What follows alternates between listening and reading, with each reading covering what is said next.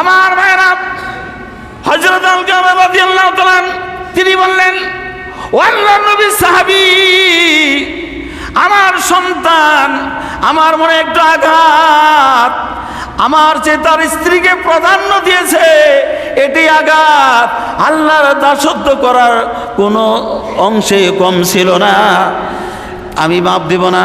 নবীজির কাছে যাই বললেন, ইয়া রাসূলুল্লাহ, তার মা এই কথাগুলো বলেছে। আল্লাহ রাসূল বললেন, এ আমার সাহাবীরা, যাও কিছু লার্কি খের কুটা জোগাড় করো, হাতে ভাই বেঁধে ওর মার সামনে আগুনে পুড়াইয়ে দাও, আগুনে পুড়াই দাও। আমার ভাইরা, আল্লাহ নবীর আদেশ হয়ে গেছে। সাহাবীরা যখন এসে বলল, খের কুটা যখন জোগাড় করলো, তার মা বলছে, কেন খের কুটা জোগাড় করো, কি হয়েছে?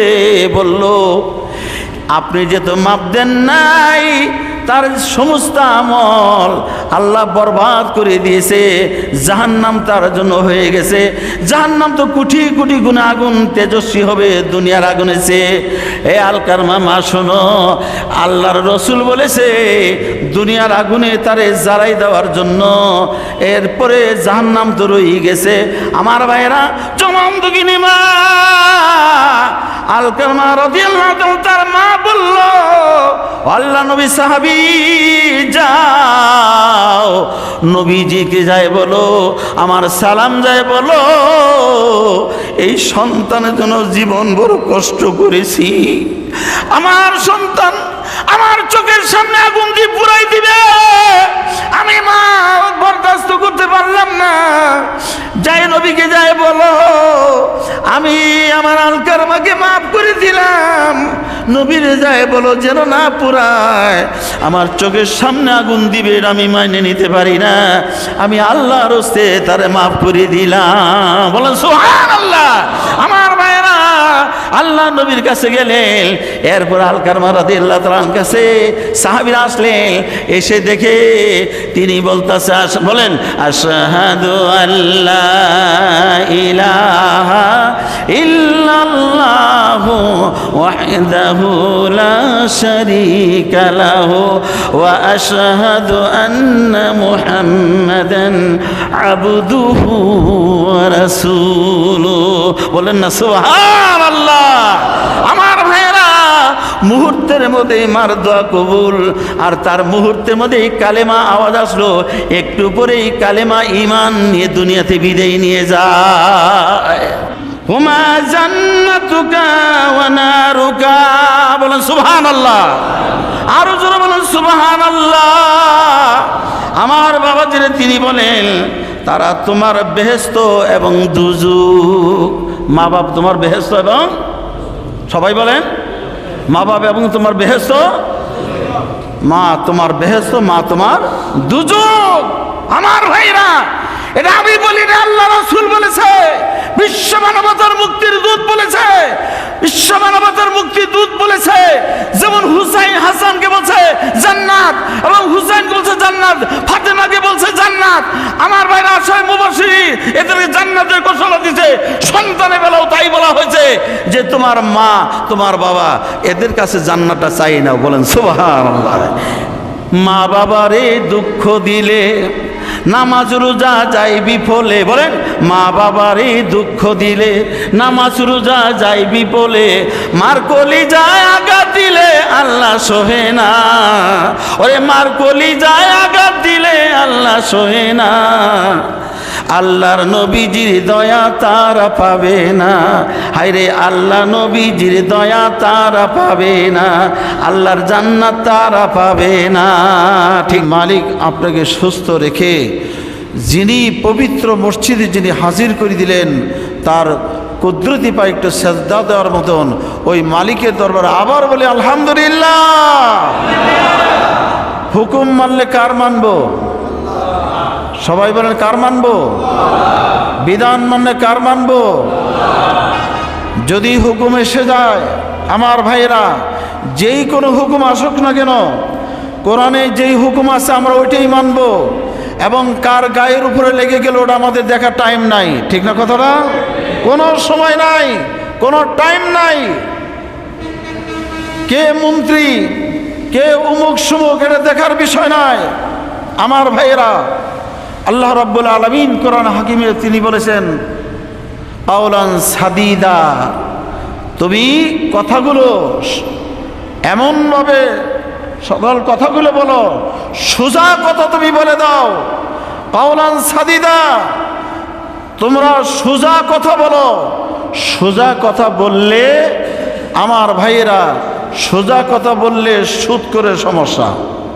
কথা বলেন না কেন? এই কথা বলেন। আপনারা কি সুদ খাইয়েছেন কেউ এখানে? সুদ খাইছেন? তাহলে আওয়াজ কেন বন্ধ? সোজা কথা বললে সুদ করে সমস্যা। কথা বলেন। সোজা কথা বললে মদের সমস্যা, সোজা কথা বললে ঘুষ করে সমস্যা, সোজা কথা বললে আল্লাহর কোরআনের জমিনে চলবে, এটা চলতে দেওয়া যাবে না, তাদের সমস্যা। সোজা কথা বললে আমার ভাইরা পকেট ভারী করা যাবে না, ঠিক না কথাটা? এদের সমস্যা।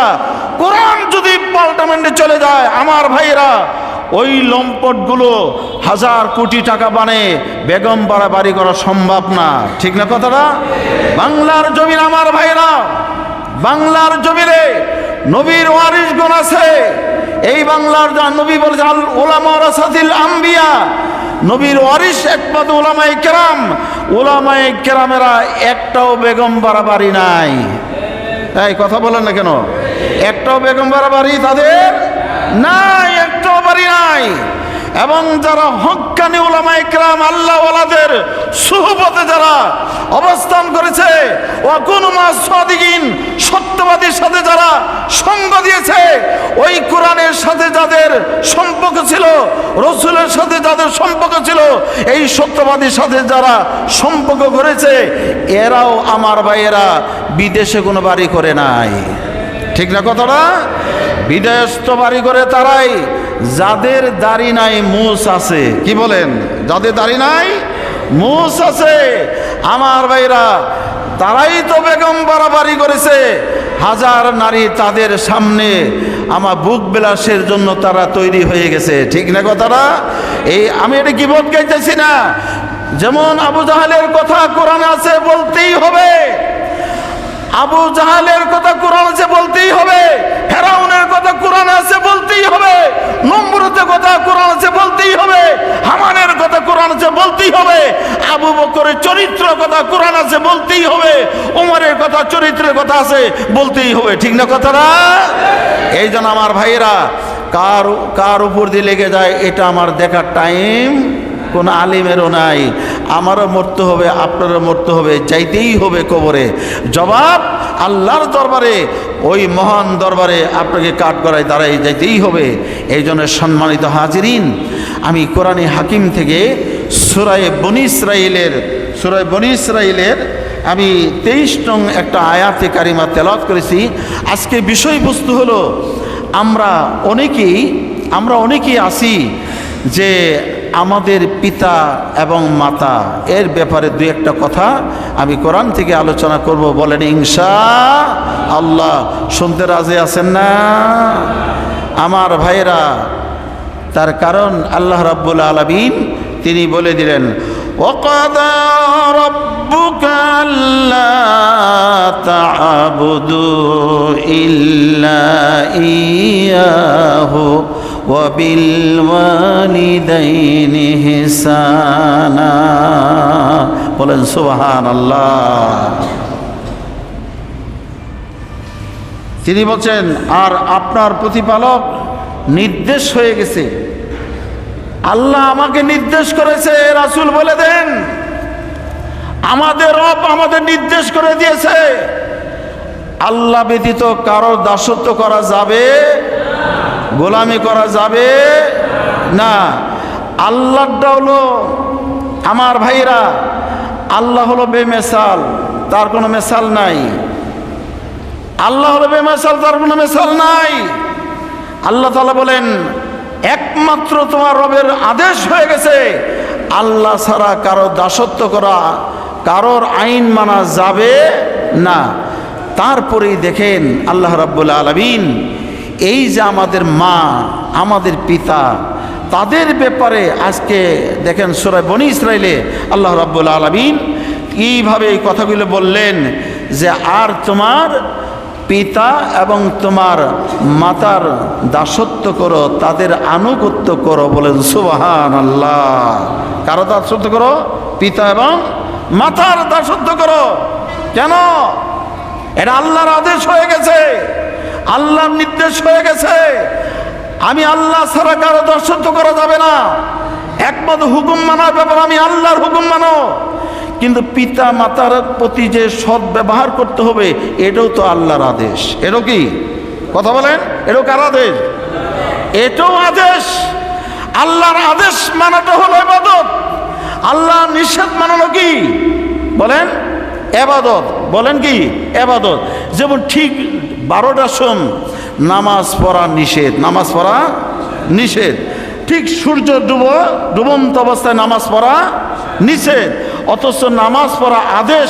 আবার নামাজ পড়া কি আদেশ? ইবাদত। নিষেধ কি?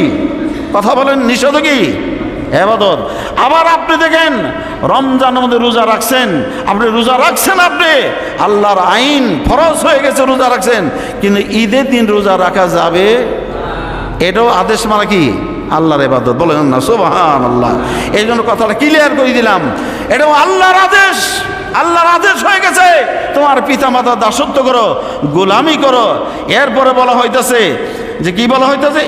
ইম্মা ইয়াবলুগান্না ইনদাকাল কিবারা আহাদুহুমা আও কিলাহুমা ফালা তাকুল লাহুমা উফফিন ওয়ালা তানহারহুমা ওয়া কুল লাহুমা কাওলান কারীমা। বলেন সুবহানাল্লাহ। আমরা যারা মাকে, যাদের মা আছে, যাদের বাবা আছে, আর যাদের চলে গেছে, তাদের ব্যাপারেও কথাটা আইছে দ্বিতীয় আয়াতে, অর্থাৎ 24 নং আয়াতে আইছে। যাদের বেঁচে আছে, আমাদের যাদের মা বেঁচে আছে, বাবা বেঁচে আছে, সন্তান শুনেন, যাদের মা এবং বাবা বেঁচে আছে খুব ভালো করে শুনেন। তিনি বলতেছেন, যদি তোমাদের জীবদশায় যদি তোমাদের একজন অথবা মা অথবা বাবা যদি বেঁচে থাকে, অথবা উভয়ই যদি থাকে, তাদের প্রতি তোমরা কি করো? সৎ ব্যবহার করো, সৎ ব্যবহার করো, এবং তাদের সামনে নরম নরম কথা বলো। এমন আচরণ তুমি করো না যেই আচরণের কারণে তোমার মা তোমার বাবা শব্দ যেন না বলে। কারণ সন্তান হয়তো জবান দিয়ে কথা বললো না, তুই আমাকে এই দুঃখটা দিলি, এই আঘাতটা দিলি, তোর আচরণে, তোর ব্যবহারে আমি কষ্ট পেয়ে গেলাম, হয়তো বললো না, শব্দ তার ভিতরে থেকেছে। আল্লাহ রাব্বুল আলামিন বলতেছে, শব্দ যেন তোমার আচরণে তোমার বাবা না করে। আদেশ কার? এই সবাই বলেন, আরো জোরে বলেন, যেন শব্দটা যেন না করে। এবং তাদের সামনে সুন্দর ব্যবহার করো, সুন্দর ব্যবহার করো। তার কারণ একটা কথা একটু বলে নেই, আমার বাবাজিরা, যখন আমি কুলে ছিলাম, মনে তো নাই, এই পিতামাতার ব্যবহারের কথা তো ভুলে গেছি গে। যখন আমরা কুলে ছিলাম, গরমের দিন, গরম রাত্র, জ্যৈষ্ঠী মাসের আম কাঁঠাল খাই ঘুমাইছে, কারেন্ট নাই, তখন তো কারেন্ট এমন ছিল না, আর বাতাস নাই, বাতাস বন্ধ হয়ে গেছে, সন্তান ঘরের ভিতরে ঘুমাইছে, কিন্তু ঘুম আসতেছে না, সন্তান ঘামে অস্থির হয়ে যাচ্ছে। পূর্ণিমার চাঁদ এবং সন্তান কাঁদতেছে, মা বাতাস দেয়, দিছে না? কথা বলেন কেন? দেয় নাই? মা বাতাস দিচ্ছে। আমার ভাইরা, এখন তো কারেন্টের যুগ, ফ্যান চালু দিছে, হয়তো বাতাস পায় নাই, কিন্তু আমরা পেয়েছি। মা আমাদেরকে, যারা বৃদ্ধ মানুষগুলো তারা জানে। এই বৃদ্ধ মানুষের কথা বলেন, ঠিক না কথাটা? তাদের সময় কারেন্ট ছিল না, হাত পাকা, এবং হাত পাকা অনেক কিছু নাই, তাদের আঁচল দিয়ে এইভাবে বাতাস দিয়েছে ওই মা। তারপরে ক্রন্দন থামে নাই, বাবা বের হয়ে গেছে, সন্তানকে নিয়ে বাবা বের হয়েছে, মা বের হয়ে গেছে। এরপরে সন্তান এই ক্রন্দনে মা এবং বাবা তাদের ঘুম ভেঙে গেছে। আদরের সন্তান যখন বাইরে আসছে, পূর্ণিমার চাঁদ, ওই সন্তান একটু কথা বলছে, আব্বু ঠান্ডা হয়ে গেছে তো আব্বু, ওটা কি? তোমার বাবা তোমাকে, তোমার সন্তান, ওই দিন আমরা প্রশ্ন করছি, আব্বু ওটা কি উপরে? মাই বলছে ওটা চাঁদ। বলেন সুবহানাল্লাহ। কি বলছে? মা কি রাগ হয়ে বলছে? কথা বলেন, মা কি রাগ হয়ে বলছে? আমার ভাইরা আবার প্রশ্ন করেছে, মা ওইটা কি? তোমার মা প্রশ্নের জবাব দিয়েছে ওরে চাঁদ। আবার প্রশ্ন করেছে, মা ওইটা কি? ওরে চাঁদ। আমার ভাইয়েরা এই জন্য বলতে চাই, মা যদি 1000 বার মাকে তুমি প্রশ্ন করেছ, তোমার মা বিরক্ত হয় নাই? বিরক্ত না হয়ে 1000 বার বললে 1000 বার জবাব দিয়েছে ওরে চাঁদ। বলেন না সুবহানাল্লাহ। আমার ভাইয়েরা আজকে কষ্ট লাগে, বাবা যদি বৃদ্ধ হয়ে যায়, মা যদি বৃদ্ধ হয়ে যায়, মা যদি একটা কথা বলে, বাবা যদি একটা কথা বলে, বাবার প্রতি চোখ রাঙ্গাই ফেলে। আছে না? এই সন্তানেরা আছে না এরকম? আমার ভাইয়েরা বাবার প্রতি চোখ রাঙ্গায়, মার প্রতি চোখ রাঙ্গায়। অথচ তুমি একটু খেয়াল করো, যেদিন তোমার মাতৃগর্ভে তুমি যেদিন দুনিয়া আসলে, ভিতরে তো ঘটনা, অনেক ঘটনা ঘটে গেছে, তাফসীরে অনেক কথাই আছে। আমার ভাইরা 7টি পর্দা, যেদিন তোমার মা প্রসব বেদনা যেদিন উঠে গেছে, তুমি টাস টাস করে একটা লাথি মেরেছ। একটা লাথির কারণে তোমার মার গর্ভের ভিতরে 7টি পর্দা ফেটে, টাস টাস করে ফেটে এই পৃথিবীর জমিনে তুমি আগমন করেছো। আর তোমার মাটা অজ্ঞান হয়ে গেছে। ঠিক না কথাটা? ওই মা জ্ঞানহারা, ওই মা জ্ঞানহারা। আল্লাহ রাব্বুল আলামিন তার ভিতরে জ্ঞান যখন দিয়েছে, জ্ঞান দেওয়ার পরে চোখ খুলছে, খোলার পরে আর কারোর দিকে তাকায় নাই, মার দিকে তাকায় নাই, বাবার দিকে তাকায় নাই, কারোর দিকে না তাকে স্বামীর দিকে তাকায় নাই, কোন সন্তানটা আসছে এদিকে তাকাই আছে। বলেন সুবহানাল্লাহ। আমার ভাইয়েরা ওই মা সন্তানের দিকে তাকাইছে। আমার আল্লাহ ডাক দিয়ে বলেন, রে সন্তান, যখন তোর মার দিকে তাকাইল তোর মা, আমি আল্লাহ তোর মার 10 মাসের দুঃখগুলো আমি সেকেন্ডেই ভুলাই দিয়েছি। বলেন না সুবহানাল্লাহ। আমি সেকেন্ডে ভুলাই দিয়ে দিলাম। এরপরে বললাম, এরপরে তোর মা তোরে কুলে নেওয়ার জন্য পাগল হয়ে গেছে। সন্তান, দুঃখ যদি ভুলেই না দিতাম, মায়া যদি না ধরাই দিতাম, সন্তান দুনিয়া আসার সাথে সাথেই পা দুটে ধরে একটা আছাড় মারতো আর বলতো, পেটের ভিতরে এত গুতাগুতি কেন করছিস? ঠিক না কথাটা? আমি আল্লাহ দয়া করেছি, আমি আল্লাহ দয়া করেছি তোর মার প্রতি, যেন তুই তোর মার প্রতি, তোর বাবার প্রতি যেন তুই সৎ ব্যবহার করতে পারো। বলেন না সুবহানাল্লাহ। আমার ভাইরা আজকে ওই মার প্রতি কিন্তু আজকে যে দুর্ব্যবহার চলেছে, মা বাবার প্রতি যে দুর্ব্যবহার চলছে, আমি বলবো আমার ভাইয়েরা, এই আয়াতে আল্লাহ রাব্বুল আলামিন বলছে যে তিনি বলেছেন যে তিনি বলেন, ওয়াকুল্লামা কাওলান কারীমা, ওয়াকুল্লামা কাওলান কারীমা, তাদের সাথে সুন্দর কথা বলো, নরম ভাষায় কথা বলো, যেন দুঃখ না পায়। বলেন সুবহানাল্লাহ। আরো জোরে বলেন না সুবহানাল্লাহ। আমার ভাইয়েরা গভীর মনোযোগ।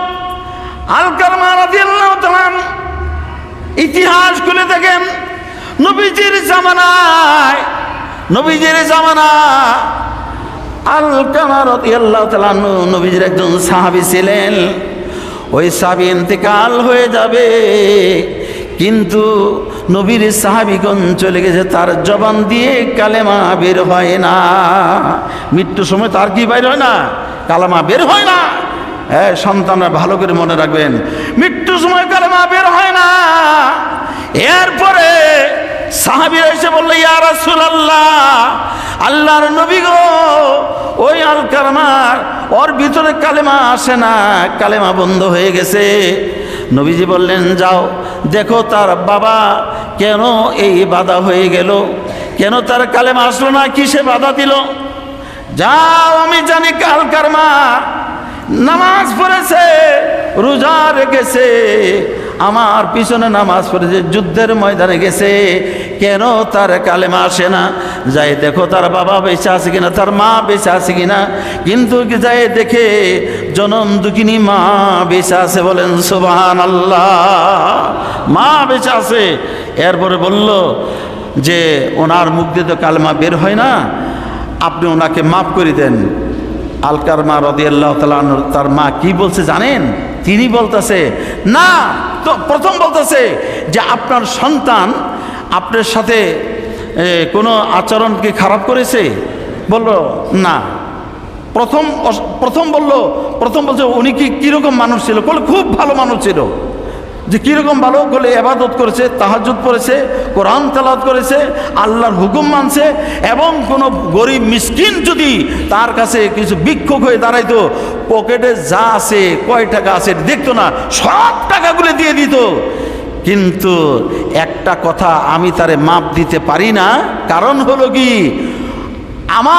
আমি যদি কোনো আদেশ দিতাম আর তার স্ত্রী ছিল, তার স্ত্রী একটা কথা বললে, কিন্তু দেখা গেছে আমার কথা প্রাধান্য না দিয়ে তার স্ত্রীর কথা প্রাধান্য দেওয়ার কারণে আমার মনে আলকামার প্রতি আমার মনে একটা কষ্ট, তাই আমি তারে মাপ দিব না, তাই আমি তারে মাপ দিব না। আমি কথা বলতে চাই, তাহলে আলকামা কি নামাজ কম পড়ছে? কথা বলেন, আলকামা নামাজ কম পড়ছে? নামাজ পড়েছে, তারপরে তার কালেমা আসে না। রোজা রাখছে, কালেমা আসে না। আমার ভাইরা হজ করতে কালেমা আসে না। তাহাজ্জুদ পড়ছে, তার কালেমা আসে না। আমার ভাইরা জিকির করছে, কালেমা আসে না। কোরআন তেলাওয়াত করছে, তার কালেমা আসে না। দান করছে, তার কালেমা আসে না। একমাত্র বাটন বন্ধ হয়ে গেছে, তার মার মনে আঘাত। কথা বলেন, হ্যাঁ সবাই বলেন। আজকেই যাদের মা বেঁচে আছে, অবশ্যই এই আওয়াজ শোনার পরে যার মা বেঁচে আছে, মার পা ধরে মাপ চাবেন, জান্নাত খুলে যাবে, তাকদীর খুলে যাবে। বলেন সুবহানাল্লাহ। পারবো না ইনশাআল্লাহ? পারবো না ইনশাআল্লাহ? আমার ভাইরা, হযরত আলকামা রাদিয়াল্লাহু তাআলা তিনি বললেন, ও আল্লাহর নবীর সাহাবী, আমার সন্তান আমার মনে একটু আঘাত, আমার চেয়ে তার স্ত্রীকে প্রাধান্য দিয়েছে, এটি আঘাত।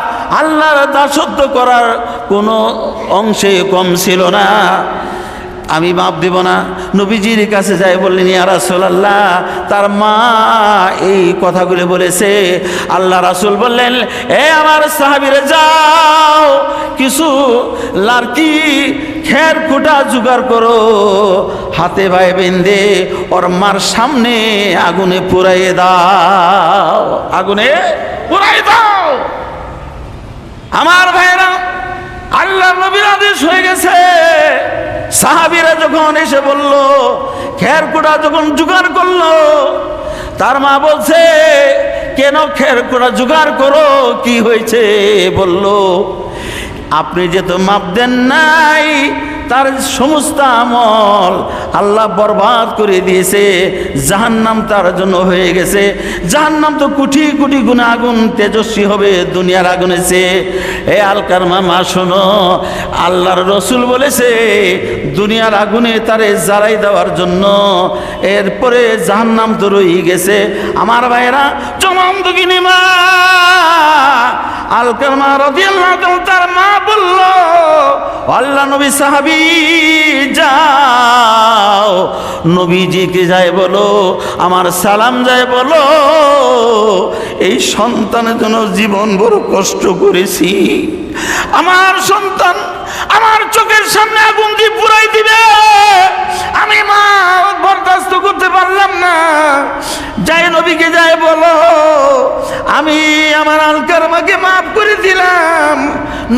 গায়ে বলো যেন না পুরায়, আমার চোখের সামনে আগুন দিবে আমি মাইনে নিতে পারি না, আমি আল্লাহর হস্তে তারে মাফ করে দিলাম। বলেন সুবহানাল্লাহ।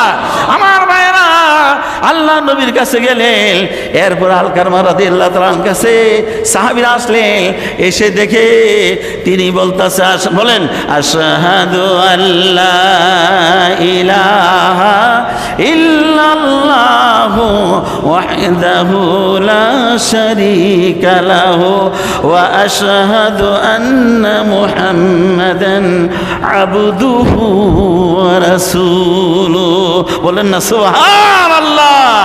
আমার ভাইরা মুহূর্তের মধ্যে মার দোয়া কবুল, আর তার মুহূর্তের মধ্যে কালেমা আওয়াজ আসলো, একটু পরেই কালেমা ঈমান নিয়ে দুনিয়াতে বিদায় নিয়ে যায়। এই নামাজি, ওই রোজাদার, ভালো করে মনে রাখো বাবারা, ভালো করে মনে রাখো, ভালো করে মনে রাখো, মারে কষ্ট দেওয়া যাবে? এই মারে কষ্ট দিবেন, বাবারে কষ্ট দিবেন? যদি মারে বাবারে কষ্ট দেন, নামাজ পড়ে লাভ নাই, নামাজ পড়ে কোনো লাভ নাই। এই জন্য আমার ভাইয়েরা,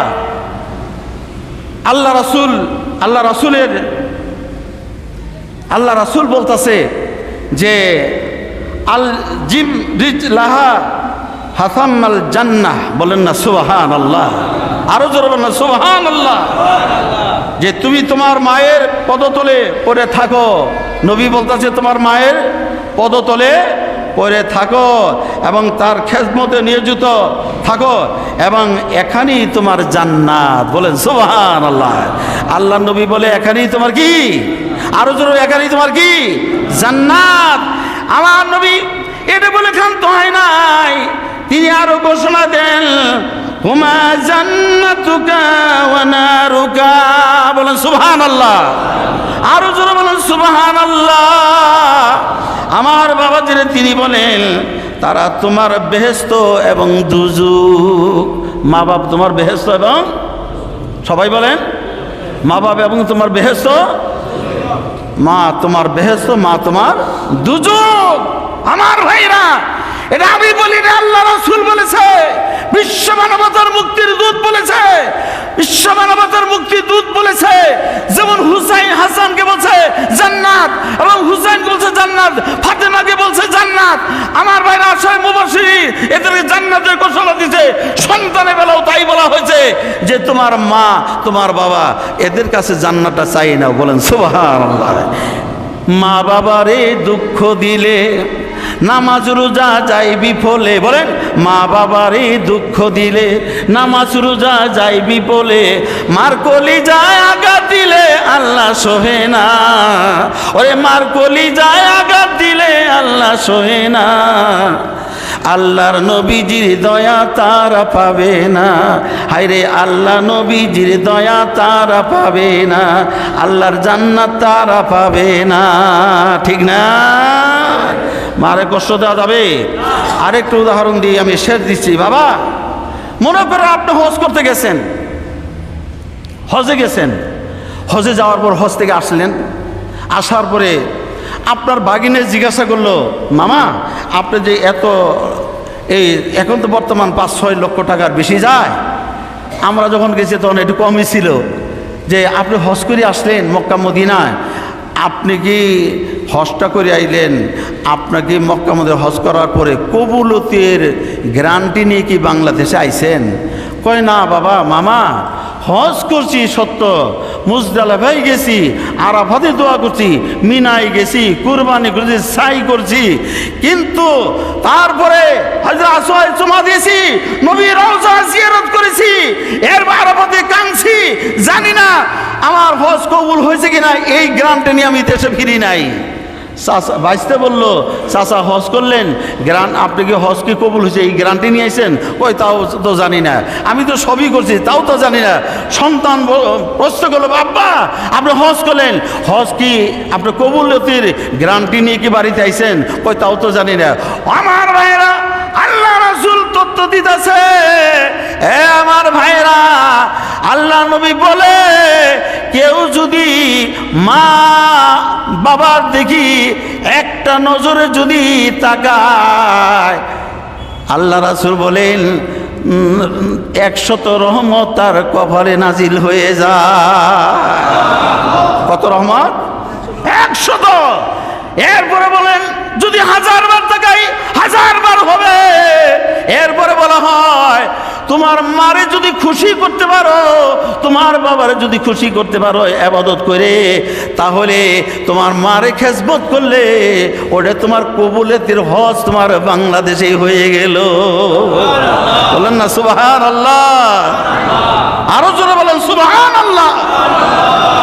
এরপরে কি? তাহলে আমার ভাইরা, যাদের বাবা আছে মা বেঁচে আছে, পারবেন তো ইনশাল্লাহ? হ্যাঁ পারবেন ইনশাল্লাহ। আদেশ মা বাবার খেদমত করার আদেশ কার? আদেশ কার? আদেশ ইবাদত না? ইবাদত না, আল্লাহর ইবাদত। আমার ভাইরা, তারপরে শব্দ যারা চলে গেছে, وَخْفِضْ لَهُمَا جَنَاحَ الذُّلِّ مِنَ الرَّحْمَةِ وَقُلْ رَبِّ ارْحَمْهُمَا كَمَا رَبَّيَانِي صَغِيرًا। দোয়াটা বলেন, رَبِّ ارْحَمْهُمَا كَمَا رَبَّيَانِي صَغِيرًا। আমার ভাইরা, আপনার মা যদি চলে যায় থাকে, বাবা যদি চলে যায় থাকে, তাহলে মার কবরে যাবেন, বাবার কবরে যাবেন, আপনি আস্তাগফিরুল্লাহ পড়বেন, সূরা ফাতিহা পড়বেন, সূরা ইখলাস তেলাওয়াত করবেন, দুরূদ শরীফ পড়ে আপনি দোয়া করবেন, না আমার রব যেইভাবে শৈশবকালে আমার মা আমাকে লালন পালন করেছে, আমাকে এত আদর স্নেহ দিয়ে মানুষ করেছে, আল্লাহ আমার মা আমার বাবা কবর আছে, তাদের অমনিভাবে তোমার রহমতের কুলে তাদের দয়া করো। বলেন সুবহানাল্লাহ। পারবো তো ইনশাআল্লাহ? আজকাল তো কবর জিয়ারত বন্ধই করে দিতেছে, ঠিক না কথাটা? কবর জিয়ারত আজকাল সন্তান ভুলেই গেছে। আগেকার দেখতাম কবর জিয়ারত হইতো, আল্লাহ রাসূল জান্নাতুল বাকিতে কবর জিয়ারত করা, কবর জিয়ারত সুন্নাত, নবীজির সুন্নাত ছিল। আজকে যদি কোনো ওলি আল্লাহর মাজার জিয়ারত করা হয়, কিছু সংখ্যা লোকেরা আমাদের তুহমত দেয় আমরা নাকি মাজার পূজারি। বলে নাউজুবিল্লাহ। ওই সন্তানগুলো মারে খেজমত করে নাই, বাবারে খেজমত করে নাই বলেই আজকে এই কথা বলতেছে আমাদের মাজারে জিয়ারত করা কি তুহমত দেয়, আমরা নাকি সেরে করি। না, আমরা সেরে করি না, আমরা পূজা দেই না, আমরা মা বাবার কবরকে জিয়ারত করি। কি আমরা কি করব? এই স্বভাবে কি করব? আমরা জিয়ারত করব। বলেন না ইনশাআল্লাহ? পারবো তো ইনশাআল্লাহ? সম্মানিত হাজিরিন, এই জন্য আমি আপনাদের কাছে আকুল আবেদন, পিতা মাতার আলোচনা এই জুমার দিন অল্প সময় কি কথা বলবো। তো আল্লাহ যখন ওয়াজ মাহফিলে থাকি 2-2.5 ঘন্টা সময় থাকে, তখন একটু কথাগুলো গুছিয়ে আনা যায়।